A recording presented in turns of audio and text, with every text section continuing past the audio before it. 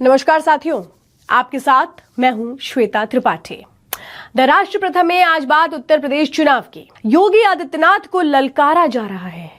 योगी आदित्यनाथ को यह बताया जा रहा है कि उनके सामने कितने बड़े बड़े धुरंधर खड़े होने वाले हैं, कितने बड़े बड़े दिग्गज खड़े होने वाले हैं और योगी आदित्यनाथ को डरने की जरूरत है। उत्तर प्रदेश में चुनाव है 2027 में और योगी आदित्यनाथ ने 5 साल में जिस तरह से उत्तर प्रदेश में माफिया राज का सफाया किया, जिस तरह से अपराधियों को उखाड़ फेंका, जिस तरह से अतीक अहमद से लेके मुख्तार अंसारी सबका इलाज कर दिया, इसके बाद ये बड़े बड़े फैक्टर्स क्या इस बार इन चुनावों में योगी आदित्यनाथ के किले को ढहने से बचाएंगे, योगी आदित्यनाथ की चुनावी यात्रा, चुनावी रथ को आगे बढ़ाएंगे। बहुत सारे सवाल हैं, लेकिन इस बीच एक जबरदस्त सवाल उठ खड़ा होता है उस पार्टी को लेकर जिसको बीजेपी की बी टीम कहा जाता है।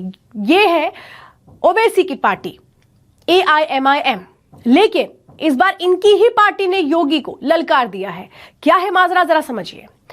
ये कह रहे हैं मिस्टर योगी तैयार हो जाओ। अकबरुद्दीन ओवैसी ने यूपी के मुख्यमंत्री योगी आदित्यनाथ को खुली चुनौती दे दी है। ऑल इंडिया मजलिसे इत्तेहादुल मुसलमीन ने उत्तर प्रदेश में संगठन के विस्तार का ऐलान कर दिया है। ये अपने आप को बढ़ाने जा रहे हैं। ये कहा है कि उत्तर प्रदेश में हम अपनी स्ट्रेंथ बढ़ाएंगे, अपने संगठन को बढ़ाएंगे, कार्यकर्ताओं को बढ़ाएंगे। और आपको बताएं, ये सब कुछ अकबरुद्दीन ने एक सभा के दौरान कहा और उन्होंने खुली चुनौती योगी आदित्यनाथ को दे डाली। अकबरुद्दीन ओवैसी AIMIM प्रमुख और सांसद असदुद्दीन ओवैसी के भाई हैं और पार्टी के प्रमुख चेहरों में भी उनकी गिनती होती है। वो हैदराबाद की चंद्रयान गुट्टा विधानसभा सीट से लगातार 6 बार विधायक भी बने हुए हैं। साल 2023 में उन्हें तेलंगाना विधानसभा का प्रोटेम स्पीकर भी नियुक्त किया गया था। अकबरुद्दीन ओवैसी अपने तीखे और विवादित बयानों के लिए अक्सर जाने जाते हैं और राजनीतिक सुर्खियां बटोरते हैं। खासतौर पर 2012 में उनका एक बयान आया था कि 15 मिनट वाला बयान चर्चा में रहा। अब बात यूपी की हो रही है, लेकिन साथियों जरा ये जो अकबरुद्दीन जी का इतिहास मैंने बताया वो इसलिए बताया क्योंकि ये हैदराबाद में तो बहुत अच्छे लगते हैं, लेकिन जैसे ही ओवैसी की पार्टी बिहार जाती है तो पिछले चुनावों की तुलना में इस बार अच्छा एक प्रदर्शन रहा है और शायद इसीलिए AIMIM को ये कॉन्फिडेंस है कि अगर वो उत्तर प्रदेश में आ जाते हैं तो फिर उनकी बल्ले बल्ले हो जाएगी। अगर ये उत्तर प्रदेश में आते हैं तो क्या होगा? उत्तर प्रदेश में अगर ये आते हैं दोस्तों, तो चूंकि मुस्लिम वोट बैंक जो माना जाता है कि अखिलेश यादव का है, अखिलेश यादव के उस वोट बैंक पे ये सेंधमारी करेंगे। ठीक उसी तरीके से जिस तरह से RJD के वोट बैंक पे इन्होंने सेंधमारी की थी उत्तर प्रदेश के पहले। अगर बिहार की उस तस्वीर को आप देखेंगे तो RJD का सबसे खराब प्रदर्शन रहा। और क्यों रहा? क्योंकि ओवैसी की पार्टी ने एंट्री की, 100 उम्मीदवारों को उतारा और सीधे सीधे कह दिया कि इस बार तुमको हम देख लेंगे। और हुआ भी साथियों यही। RJD का सबसे खराब प्रदर्शन रहा। आप ये समझ लीजिए कि वो वोट बैंक जिसका सहारा हमेशा RJD अपने लिए समझती थी वो था मुस्लिम वोट बैंक। उसने AIMIM का साथ दिया, ठीक है, और कांग्रेस को भी किनारे लगा दिया। अब इसी फॉर्मूले पर उत्तर प्रदेश में चाल चलने वाली है ओवैसी की पार्टी। मैं बहुत बड़ी बात आपको इसलिए कह रही हूं क्योंकि ओवैसी की पार्टी ठीक बी टीम की तरह काम कर रही है। ऊपर से दिखाने के लिए योगी आदित्यनाथ को चुनौती दे रहे हैं और कह रहे हैं कि हम संगठन को बड़ा करेंगे, लेकिन सही मायनों में अपना संगठन मजबूत करके ये बीजेपी को ही मजबूत करेंगे। क्योंकि बीजेपी को ये मजबूत ऐसे करेंगे, जरा मैं आपको एक एक कड़ी समझाऊंगी, लेकिन जरा समझिए कि यूपी में अभी तक क्या कुछ कर पाई है AIMIM। लेकिन साथियों पूरा वीडियो देखिएगा क्योंकि आगे मैं आपको ये बताऊंगी कि कैसे ये चुनौती बीजेपी को देंगे, लेकिन फायदा भी बीजेपी को ही पहुंचा देंगे। ये पूरी कहानी मैं आपको समझाऊंगी, लेकिन आप यहां समझिए। यूपी में अभी तक अगर आप देखेंगे तो AIMIM कोई खास करिश्मा नहीं कर पाई है। AIMIM की उत्तर प्रदेश में सियासी जमीन तैयार करने की कोशिशें जरूर इस बार तेज होती नजर आ रही हैं। पार्टी इससे पहले यूपी चुनाव लड़ चुकी है, लेकिन उसमें कोई खास सफलता नहीं मिली थी। इसके बावजूद AIMIM लगातार राज्य में अपनी पकड़ को मजबूत करने की कोशिश कर रही है। खास तौर पे मुस्लिम मतदाताओं के बीच, मुस्लिम महिलाओं के बीच अपनी राजनीतिक मजबूती बढ़ाने पर पूरा फोकस है इनका। अब साथियों आपको बताती हूं कि अकबरुद्दीन ओवैसी का ये जो बयान आया है जिसमें उत्तर प्रदेश में वो योगी आदित्यनाथ को चुनौती दे रहे हैं, कह रहे हैं हम आ रहे हैं उत्तर प्रदेश की राजनीति में एक नए समीकरण बनाने की कोशिश की ओर ये संकेत देता है। आपको बता दें कि अगर आप उत्तर प्रदेश की राजनीति को समझेंगे तो यहां पर BJP, Samajwadi party, Bahujan Samaj party और कांग्रेस के बीच एक टफ फाइट मानी जा रही है। टफ फाइट कहने को है लेकिन वन साइडेड फाइट है, क्योंकि बीजेपी की तुलना में अगर आप कोशिश कांग्रेस की देखेंगे तो कांग्रेस की स्थिति उतनी अच्छी नहीं है। हाँ, लोकसभा चुनाव में चूंकि समाजवादी पार्टी ने अच्छा प्रदर्शन किया था, इसलिए माना जा रहा है कि हो सकता है इस बार भी ये कुछ अच्छा करने की तरफ हो। लेकिन नए जो संकेत मिल रहे हैं वो आपको मैं बताती हूं। एआईएमआईएम की जो बढ़ती सक्रियता है वो आने वाले चुनावों में दिलचस्पी को बढ़ाएगी, यानी ये भी मोर्चे पर आ जाएंगे। चूंकि यूपी में आपको बता दें, बहुत एक खास बात मैं बताती हूं, ओवैसी अगर आते हैं तो ओवैसी के आने का मतलब है कि एमवाई फैक्टर सीधे सीधे प्रभावित होगा। देखिए, ठीक उसी तरह से चल रहे हैं ये जैसे बिहार में चले थे। बिहार में जब इन चुनावों के पहले इन्होंने चुनाव लड़ा था तो इनकी सीटें उतनी अच्छी नहीं आई थी, लेकिन इस बार इन्होंने सबसे ज्यादा नुकसान कांग्रेस को किया और आरजेडी को किया। ठीक इसी तरह से ये उत्तर प्रदेश में आ रहे हैं। उत्तर प्रदेश में समाजवादी पार्टी और दीदी की पार्टी यानी कि मायावती की पार्टी को सीधे सीधे सुपड़ा साफ करने की तैयारी है। ये कैसे होगा? देखें, एआईएमआईएम तो इनका सुपड़ा नहीं साफ कर पाएगी, लेकिन इनका सुपड़ा कौन साफ कर पाएगा? साथियों, इनका सुपड़ा साफ कर पाएगी बीजेपी। अब बीजेपी को तो पता है कि मुस्लिम वोट उनको मिलता नहीं है। अब मुस्लिम वोट अगर उनको नहीं मिलेगा और अगर ओवैसी की पार्टी को भी पूरा नहीं मिलेगा तो बट तो जाएगा ये।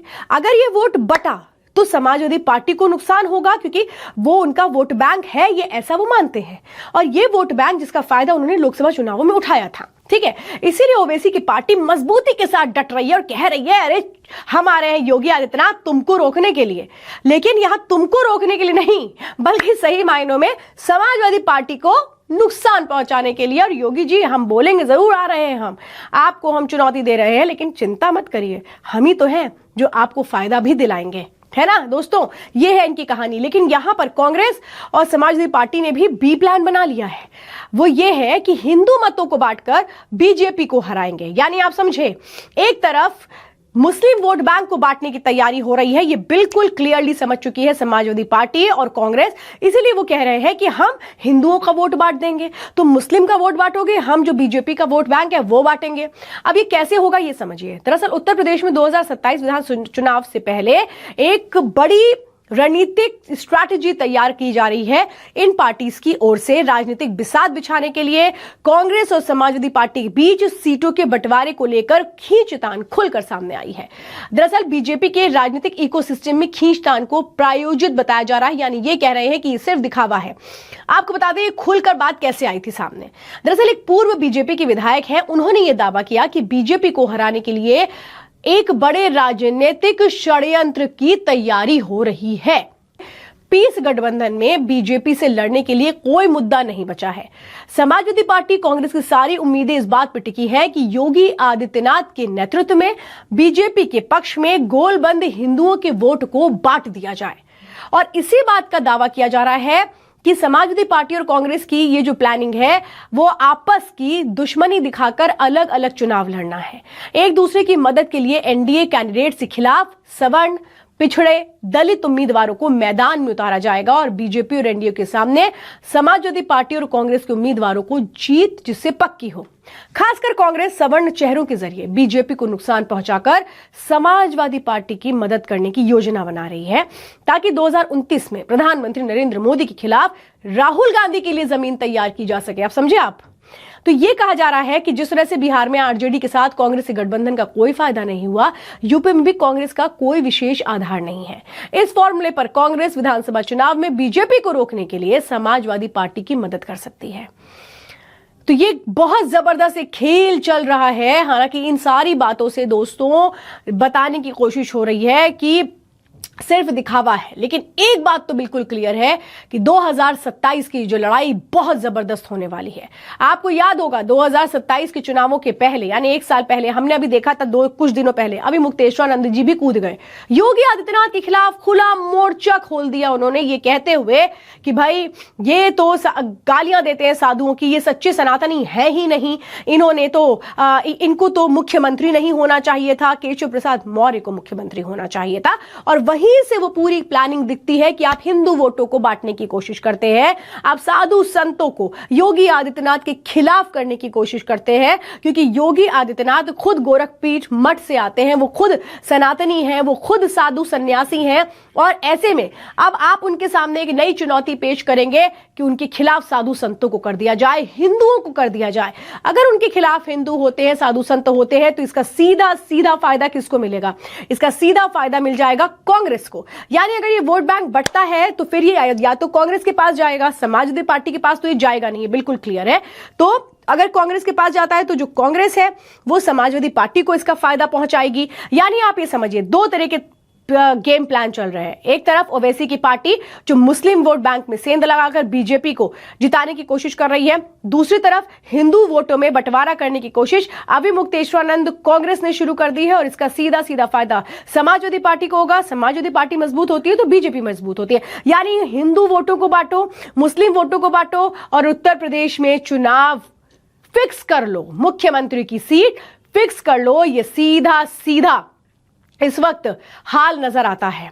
और दोस्तों एक बात और मैं आपको बताती हूं, बीजेपी के हलकों में इस बात को लेकर बहुत चर्चा है कि समाजवादी पार्टी, कांग्रेस, बीजेपी की हिंदू मतों में बंटवारे की कोशिशों में जी जान से जुटी है। जैसा मैं कह भी रही हूं आपको, बीजेपी के जातीय समीकरण को ध्वस्त करने की कोशिशें हैं। और यह माना जा रहा है कि इस बार की ये जो लड़ाई है, ये मुद्दों की लड़ाई नहीं है, ये सीधा सीधा वोट बैंक को बांटने की लड़ाई है। यूपी में चूंकि जातीय समीकरण को ध्वस्त किए बिना अखिलेश को कामयाबी नहीं मिलेगी, ये भी उन्हें पता है। योगी आदित्यनाथ के नेतृत्व में सारे मौजूदा समीकरण फिलहाल बीजेपी के पक्ष में नजर आते हैं।